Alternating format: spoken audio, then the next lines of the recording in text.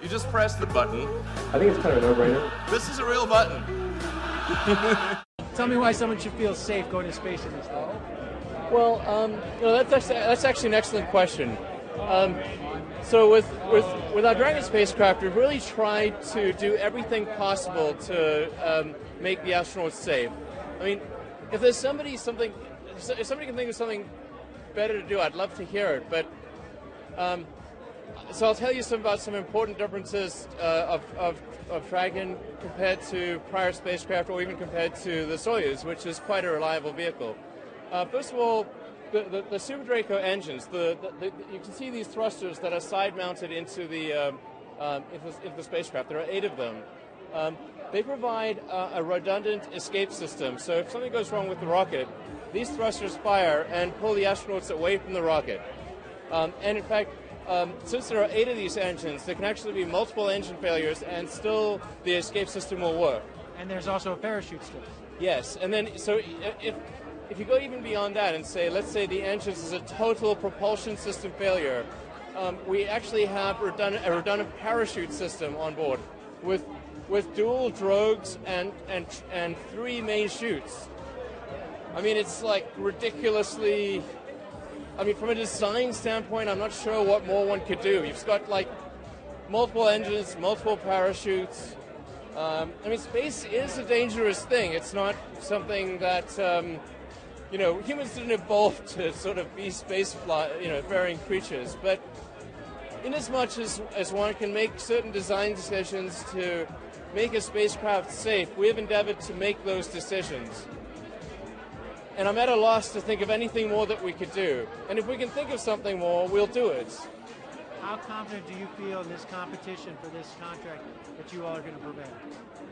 Well, I don't want to be complacent. I don't want to be complacent or presumptuous about the contract. I think we've done everything we can to have this be a good design, and I think we've shown to NASA, who's been an awesome supporter of SpaceX in the past. Frankly, we wouldn't be where we are today without NASA.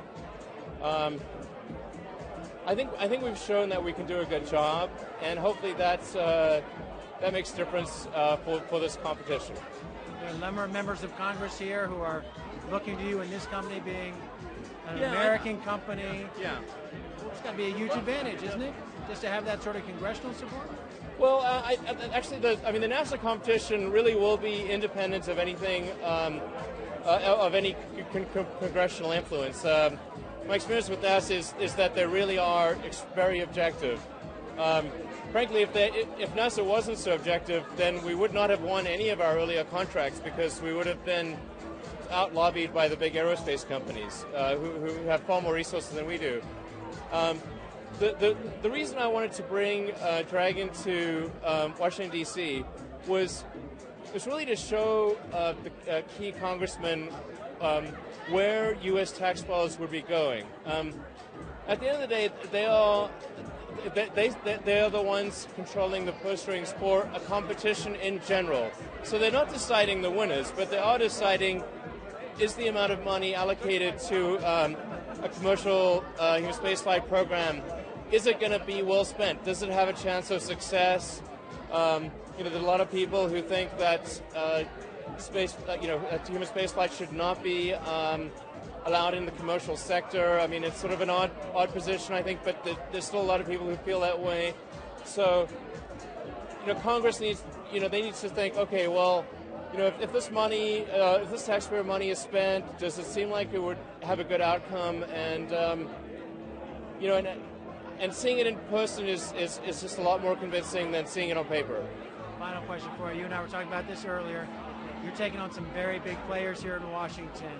Can you win this fight? I don't know. I don't know if we'll win. In the long term, I have faith in the American system of government, and I think in the long term, I think we've got a good shot. The short to medium term it's much harder to say where things will go in the short to medium term. And of course, in order to get to the long term, we've got to get through the short to medium term. I just find it odd that we have to fight so hard just for there to be competition for national security launches. It just doesn't seem right.